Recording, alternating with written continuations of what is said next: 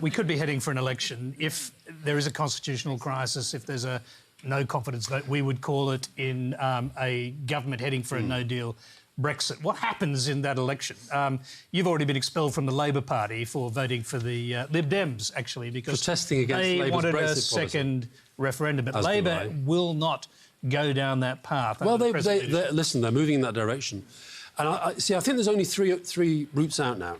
There's crashing out without a deal, which I think would be catastrophic, and I don't think Parliament will let that happen. And by the way, this point about cabinet ministers leaving, if Theresa May really, really wanted to screw Boris Johnson, she could actually go to the Queen and say, I don't think there's anybody there who can command a majority.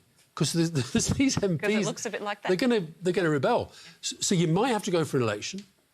But the point about an election, in our politics normally, if you've got a government that the country thinks is failing, there's an opposition there that think, right, we'll go for those guys. At the moment, they think the government's failing and they think the opposition's failing.